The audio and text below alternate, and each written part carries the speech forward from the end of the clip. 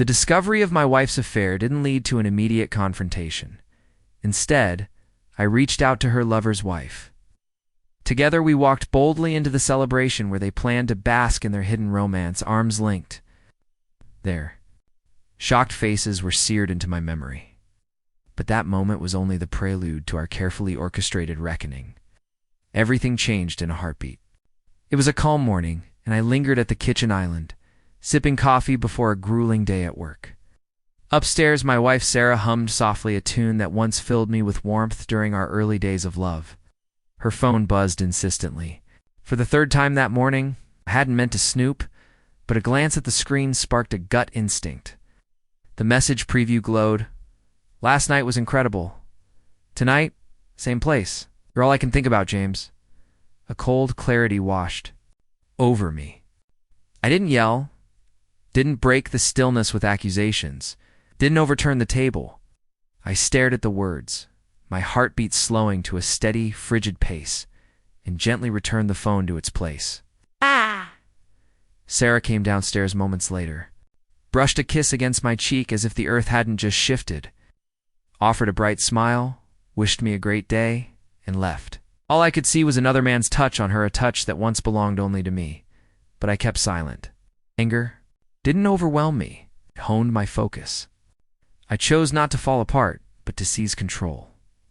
By noon, I had identified him, James Carter, her coworker, married, father of two, whose wife, Claire, ran a small bakery downtown. A few precise online searches, a couple of calculated clicks, and I had Claire's contact information. I didn't act right away. I watched methodically, gathering evidence, text messages, hotel invoices, credit card statements, even a discreet audio recording from a dinner I observed from a nearby table unnoticed. Their affair wasn't a momentary slip. Ow! They were spinning. Fantasies of a shared future, foolishly believing their secret was untouchable. I decided not to just expose their betrayal, but to shatter their delusion completely. When I finally contacted Claire, I prepared for outrage, denial, or silence. Instead, her response was steady. "Let's meet. I'm tired of their deceit, 2.2. Days later, we faced each other in a quiet cafe. Claire came prepared with her own evident screenshots, message logs, even data from a GPS tracker. We pieced together their web of lies, aligning their coordinated deceptions. Her eyes didn't well with tears. They burned with determination. When she suggested we disrupt their secret gala, my heart raced. This wasn't just about unmasking them. It was about rewriting their story entirely, their invitation hidden. In Sarah's private email was a smug declaration. Friday night, our private celebration. Claire and I had already intercepted it.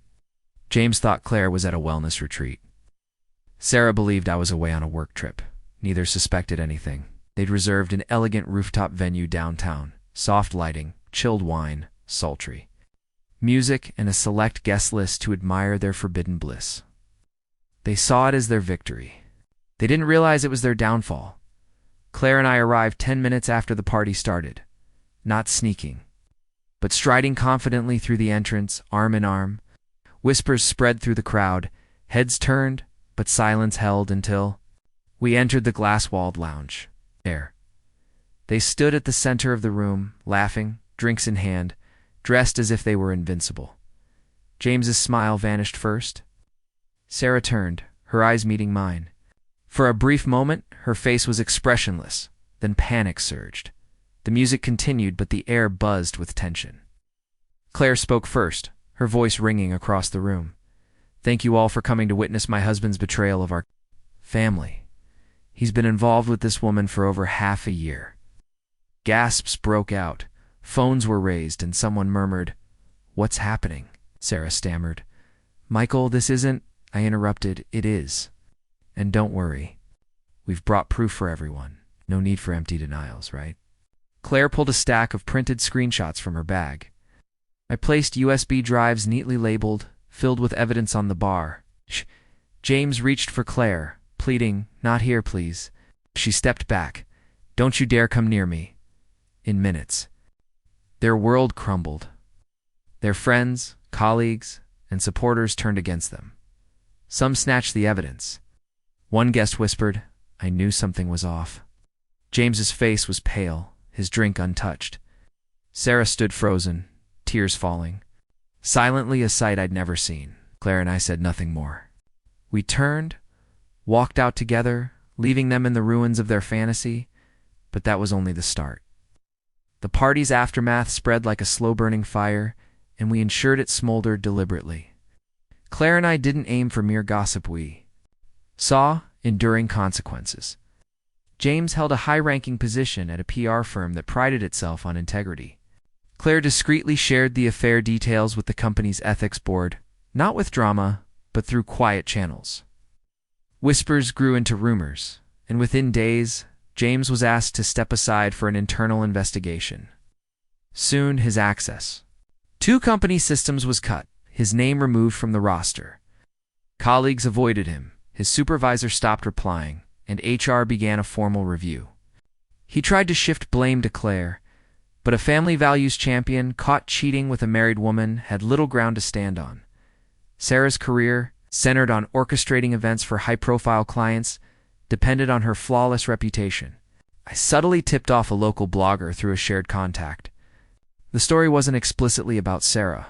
It detailed a prominent couple's scandalous rooftop betrayal vividly enough for locals to piece it together. Her inbox flooded with questions, clients delayed projects, and her employer suggested a hiatus. Sponsors pulled out of a major event she'd planned. Her boss didn't terminate her, but the erosion of trust cut deeper than a firing for someone like Sarah, who lived for praise. Claire and I weren't allies in the usual sense, nor did we act like it. We were collaborators in a precise, shared mission to restore our dignity and leave their lives in disarray. She took control of James's finances, quietly securing their joint assets. I began a legal separation from Sarah, our attorneys thorough and unyielding. Bank accounts were frozen, credit lines cut, and shared assets divided carefully. With me securing the majority since Sarah's contributions had been mostly turmoil. She fought for our home. I let her believe she'd won until I disclosed its foundation issues and withdrew my funding for repairs. The $30,000 cost was hers to bear. Within 2 months, James was living in his cousin's basement jobless and ostracized by his family. Sarah, unemployed and visibly drained, struggled to rebuild her reputation. Their affair, once aflame, fizzled into bitter arguments and cold distance. Claire and I pressed on. Our task was incomplete. 2 months later, Sarah messaged me. "Michael, can we meet? I messed up. I miss what we had." I left it unanswered, printed it, and added it to the collection of messages I'd anticipated once her fantasy collapsed. James and Sarah tried to hold on to their affair, but bonds built on lies rarely withstand pressure. No job, no family support, and no access to shared wealth, James unraveled. Sarah, stripped of clients and respect, grew bitter and accustomed to a life without admiration. I saw her once by chance in a grocery store, line hair messy, face tired, eyes fixed on her phone. She didn't see me, and I didn't speak. She was a shadow of her former self. Then came the revelation. A mutual acquaintance, still neutral in the aftermath, contacted me. Sarah had collapsed at a small industry event, was rushed to the hospital, and was diagnosed with a serious sexually transmitted condition. James, it emerged, had been unfaithful long before surrapsing the infection to her from another partner. He didn't visit her in the hospital, simply vanished. Sarah messaged again, desperate. "Michael, please, I'm alone. No job, no one. You were the only one who ever truly cared. Please help even, just a place to stay." I replied deliberately. "Sarah, the woman I loved is gone. You destroyed her. And now you want a stranger to save you?" "No." Then I blocked her. Claire found happiness a year later with a new partner, quiet engineer who exuded warmth and loyalty. She seemed lighter, as if she'd emerged from a storm. She sent me a final message. We didn't just survive them. We let go of the worst parts of ourselves. That's the real triumph. I moved to a new city, started a new job, settled into a fresh apartment, and built new friendships. I kept no reminders of Sarah, no trace of our past.